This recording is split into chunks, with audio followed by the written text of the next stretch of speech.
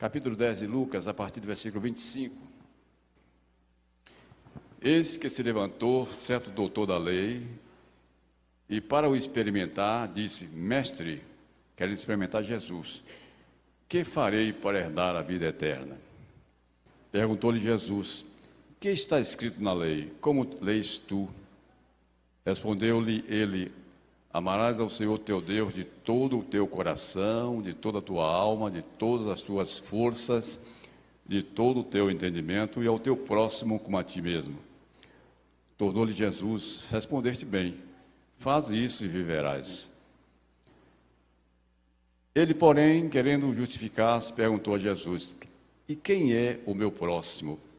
Jesus, prosseguindo, disse: um homem descia de Jerusalém a Jericó e caiu nas mãos de salteadores, os quais o despojaram e, espancando-o, se retiraram, deixando-o meio morto.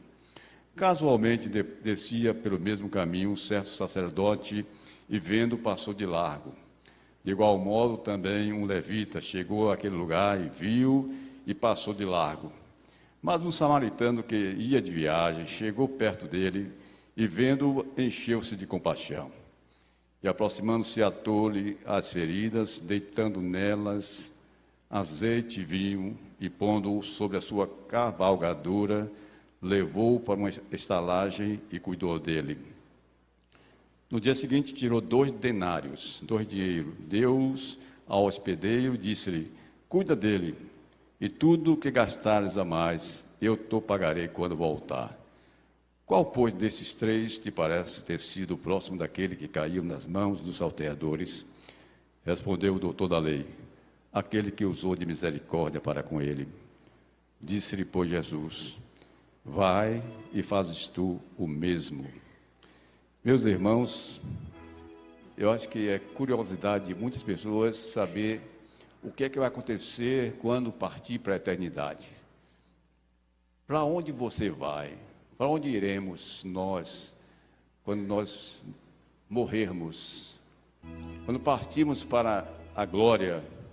Será que Deus fez um homem inteligente, com a sua aparência, para viver apenas alguns anos aqui, depois acabar, ir embora e acabar? Nós não cremos nisso, nós cremos na palavra de Deus, que diz que o espírito não morre, a alma é eterna, e Deus, em Jesus Cristo, vai nos ressuscitar um dia, para nós morarmos com Ele eternamente. Então, a palavra inicial dessa leitura que nós fizemos, quando aquele homem querendo experimentar Jesus, era um doutor da lei, quer dizer, conhecia toda a lei de Israel, a lei de Deus, e ele queria provar Jesus. E quando ele respondeu aquelas palavras do mandamento: amarás ao Senhor teu Deus de todo o teu coração, de toda a tua alma, de todas as tuas forças e de todo o teu entendimento, e ao próximo como a ti mesmo. Irmãos, é muito difícil, né? É uma palavra muito difícil, porque amar o próximo como a nós mesmos, e Jesus diz que nesses 2 mandamentos se cumpre toda a lei. Amar aquele que lhe aborrece, aquele que lhe fez mal, aquele que lhe persegue, aquela pessoa que cometeu ingratidão com você, lhe humilhou. Aqui Jesus não está falando que o próximo é aquela pessoa amada, o seu amigo, o seu irmão, o seu pai. O próximo é qualquer pessoa. E o que é o amor? Está escrito em 1 Coríntios, capítulo 13, os irmãos conhecem muito esse texto, mas eu vou ler aqui. Ainda que eu falasse as línguas dos homens e dos anjos, se não tivesse amor, seria como um metal que soa, ou como um símbolo que retine. E ainda que tivesse o dom de profecia e conhecesse todos os mistérios, toda a ciência, e ainda que tivesse toda a fé, de maneira tal que transportasse os montes, e não tivesse amor, nada seria. E ainda que distribuísse todos os meus bens para sustento dos pobres, ainda que entregasse meu corpo para ser queimado e não tivesse amor, nada disso me aproveitaria. O amor é sofredor, é benigno, o amor não é invejoso, o amor não se vangloria, não se ensoberbece, não se porta inconvenientemente, não busca os seus próprios interesses, não se irrita, não suspeita mal, não se regozija com a injustiça, mas se regozija com a verdade. O amor tudo sofre, tudo crê, tudo espera, tudo suporta. O amor jamais acaba. Mas havendo profecias serão aniquiladas, havendo línguas cessarão, havendo ciência desaparecerá. Você já viu o que é o amor? Alguém diz para uma moça que conhece, né? Conhece uma moça bonita, linda, diz para ela: eu te amo, você é a mulher da minha vida, eu não posso viver sem você, não é? E a mulher também diz para ele: você é o homem da minha vida. E aquelas trocas de palavras bonitas, e a mulher fica impressionada, é o príncipe da vida dela. Mas não é esse amor que se refere à palavra de Deus, esse amor sentimento. O amor que Jesus está falando aqui é o amor ágape, o amor de Deus, o amor serviço, o amor de doar. É aquele momento onde você fez tudo que é certo e de bom para aquela outra pessoa e ela lhe trata mal, e você suportar. Esse é o tipo de amor. Tudo crê, tudo suporta. Você não vai desistir somente por causa de algumas coisas que acontecem na sua vida, porque você tem uma missão a cumprir. E quando você faz um voto perante o altar, viver com aquela mulher, você faz um voto perante, testemunha a Deus ali, você prometeu estar com ela na doença ou na saúde, na vida ou na morte, na riqueza ou na pobreza. Então você vai ter que cumprir o seu voto. E como você vai poder desistir dessa pessoa? Se você conhecer a mulher tem hormônios pela manhã diferente do hormônio da tarde, e de noite também outro tipo de hormônio. Então você não vai conhecer às vezes a mulher que de manhã está alegre, feliz, a sua vida é um paraíso, mas de tarde é um inferno com a mesma pessoa, e você tem de saber lidar com isso. Não estou falando mulher, mas pode ser qualquer pessoa. Pode ser homem, pode ser o companheiro de trabalho, pode ser o seu chefe, a sua mãe, o seu pai, o seu irmão, qualquer pessoa. Então, amor é isso. Amor é abrir mão de direitos, é servir de todo o coração aquela pessoa. Jesus falou sobre isso. Se alguém obrigar você a dar 1000 passos, vai com ele mais 2000. Se alguém lhe bater do lado, oferece também o outro. Então, olha, quando a gente aprende de Jesus sobre humildade e mansidão, a gente aprende a amar. Às vezes, as pessoas têm suas razões para agir, talvez daquela maneira, mas quando a gente vê aqui aquele homem indagando o Senhor Jesus: e quem é meu próximo? Jesus conta aquela parábola que vocês ouviram aqui agora, que aquele homem estava viajando na estrada, levando talvez uma mercadoria para outra cidade. Ele tinha um compromisso, e ele estava levando no animal ali a sua bagagem. E quando ele viu aquele homem caído na estrada, que foi assaltado, quase morto, semi-morto, ele não tinha obrigação de parar a sua viagem, ele tinha um compromisso, mas ele deixou o importante pelo importantíssimo. Ele desceu da sua cavalgadura, desceu até onde o homem estava, colocou remédio nas suas feridas, pegou a sua bagagem, colocou nas suas costas e colocou o homem no seu animal e seguiu para uma hospedagem próxima. E ali ele passou a noite cuidando daquele homem, sem conhecê-lo, e era considerado inimigo. Ele, samaritano, era considerado inimigo dos israelitas. Mas esse inimigo que cuidou daquele homem. No entanto, talvez aqueles dois oficiais da igreja estavam já pensando que estavam cumprindo sua obrigação e não teve tempo para isso. Olha, é tão fácil entender que servir a Jesus é servir ao próximo, é amar, é fazer a vontade de Deus, é uma mudança de vida, né? Aquele que furtava não furte mais, aquele que odiava não odeie mais. Então é uma mudança de vida. Então está escrito em 1 Timóteo, no capítulo 13, no capítulo 1, versículo 13: ainda que outrora eu era blasfemador, perseguidor, injuriador, mas alcancei misericórdia, porque fiz por ignorância na incredulidade. São palavras do apóstolo Paulo, uma bênção depois da sua conversão. Mas ele amava a Deus, Algumas pessoas também dizem, eu amo a Deus, eu sigo Deus. Paulo matava e fazia o que ele podia fazer para demonstrar que amava a Deus. Ele estava ali presente na hora que apedrejaram Estevão, um servo do Senhor. Ele consentiu nessa morte de Estevão, e ele era seguidor da lei de Moisés. Ele seguia a Deus, mas ele estava errado, porque não obedecia a palavra do Senhor Jesus. Então ele disse que fazia na ignorância. Então as pessoas às vezes se culpam dizendo que olha, não tem mais jeito para mim, eu já fiz tanta coisa errada, e aquele pecado, Deus vai me perdoar. Olha, perdoe a você mesmo e peça perdão a Deus, porque Deus é rico em perdoar. Ele sabe da nossa pequenez, das nossas fraquezas, Ele nos perdoa quando nós nos chegamos a Ele.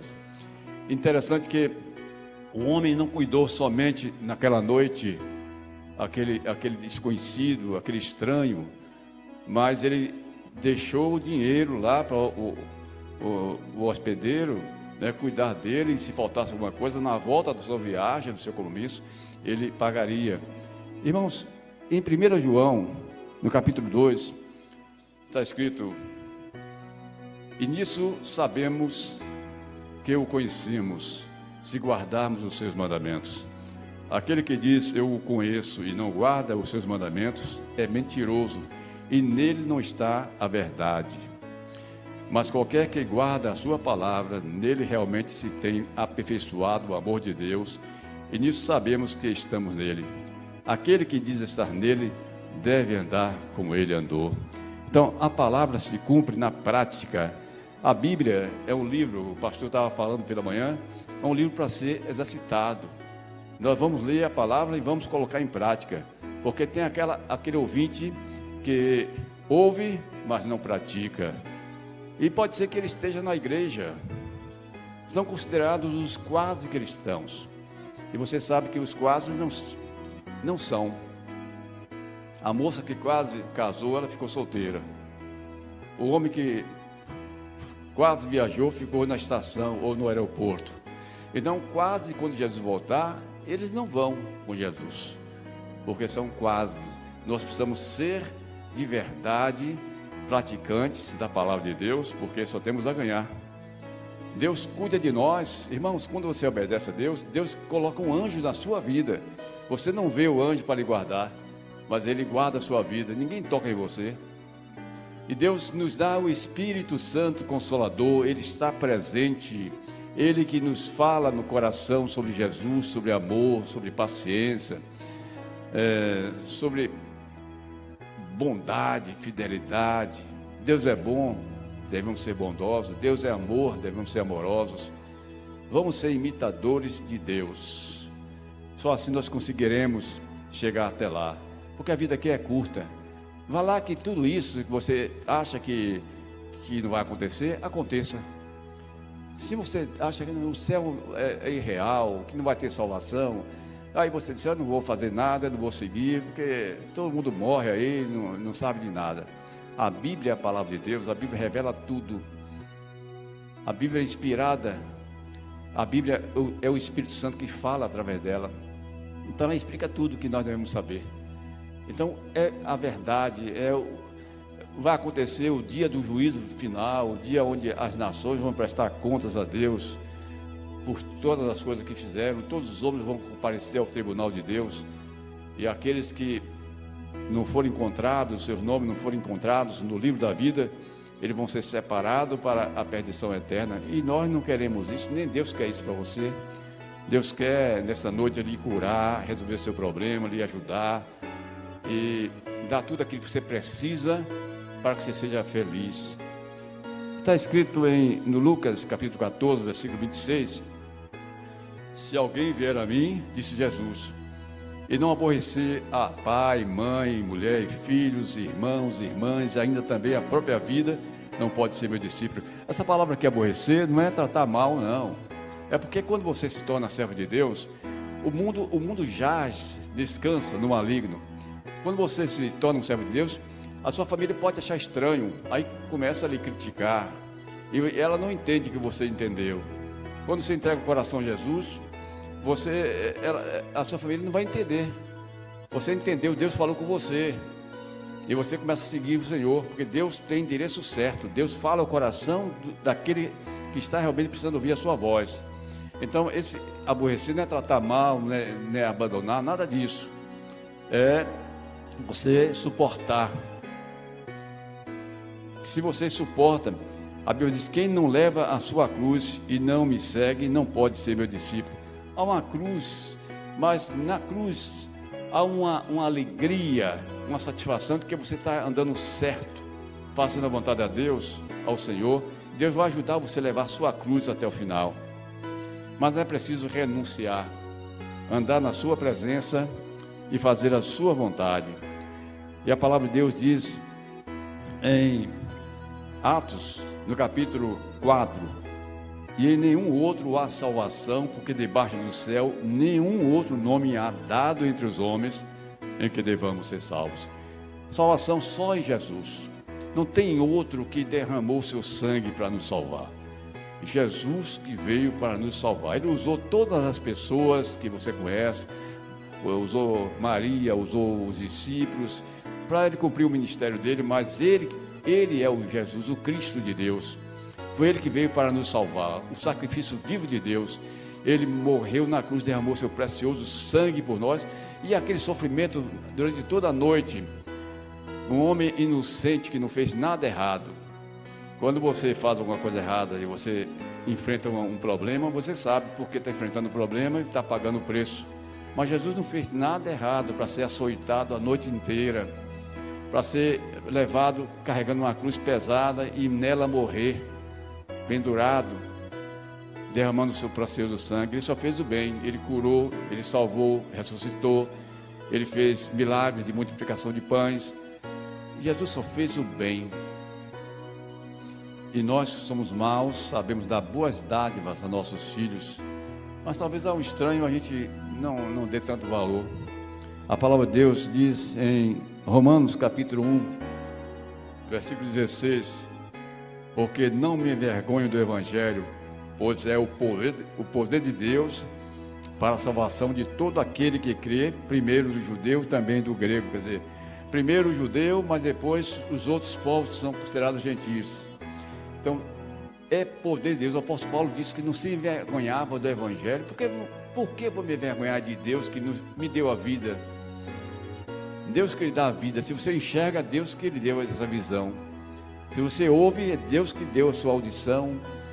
Deus lhe deu tudo. E é triste, eu estava visitando o hospital em Feira de Santana, e estava lá um jovem de 27 a 28 anos, com a perna cortada na cama, e a mãe junto dele, um acidente de moto, precisou cortar a perna. Aí você pergunta: onde está a esposa dele? Mulher nenhuma fica com o homem quando ele não pode mais ser aquele homem que ela conheceu. Ali está aquele jovem, vai ver o resto da vida.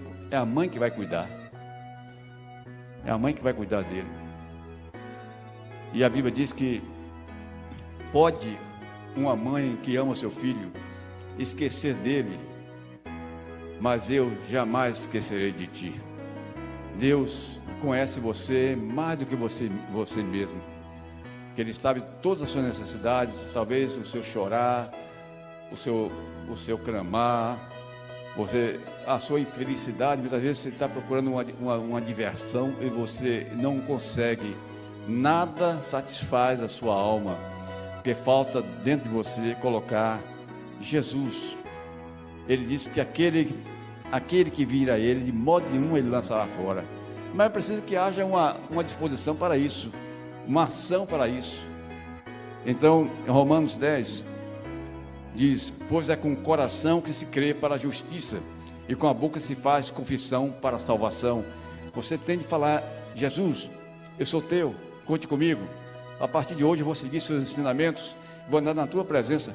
Experimente Jesus, você vai ver que a sua vida vai mudar, porque toda coisa que você fizer tem um preço, e o preço é alto. Vale a pena viver no pecado, no mundo, na desobediência? Você acha que a vida é sua, você pode fazer o que você quer com a sua vida? Não é não, a Bíblia diz que o corpo é de Deus. Deus emprestou esse corpo para você viver e cuidar dele, e deixar que ele habite em você. aos Hebreus capítulo 9, versículo 28. Assim também Cristo, oferecendo-se uma só vez para levar os pecados de muitos, aparecerá a segunda vez sem pecado para os que esperam para a salvação. Eu só lembro aqui, quando eu lembrei no início aqui, do meu pai, que foi uma bênção na minha vida, uma alegria grande lá em casa, que a gente ia para a igreja, ele arrumava a gente, 5 filhos homens, todos com nomes bíblicos, Daniel, Ezequiel, Davi, Elias, Ismael, só tinha crente lá, e aí a gente ia para a igreja, e foi assim a nossa juventude, criado na igreja, e os filhos casaram, eu estou encerrando, é a última palavra, os filhos casaram-se, se formaram, foram embora, uns foram para o Rio, outros para Salvador, outros para outros lugares, e ficamos poucos, eu e mais 2 irmãos, uma irmã e um irmão. E no final da vida de meu pai, estava só eu e um irmão.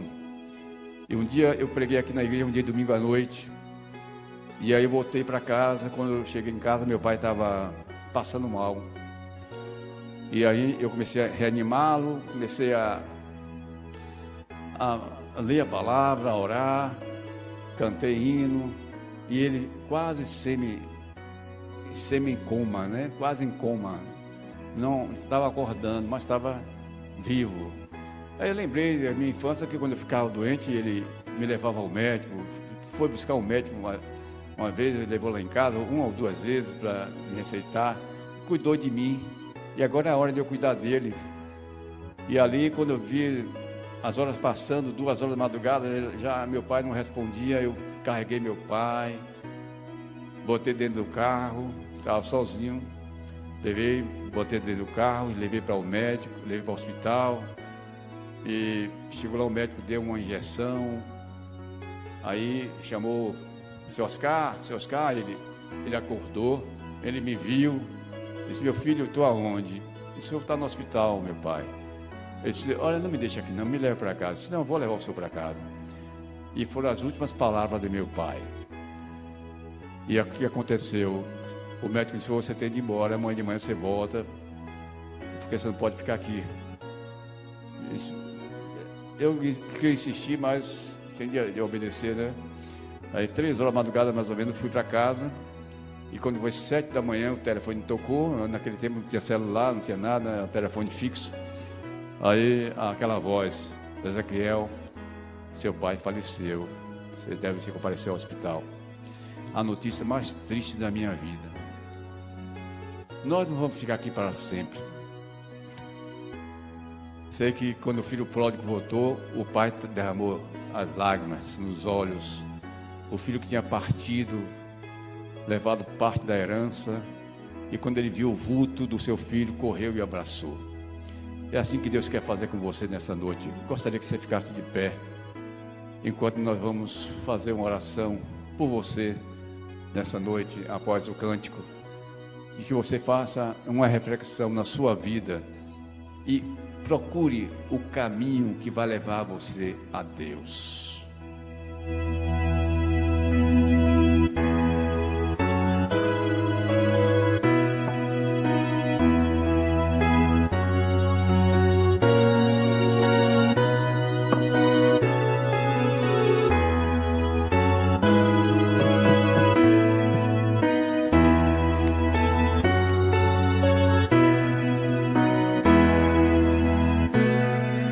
O meu pastor é o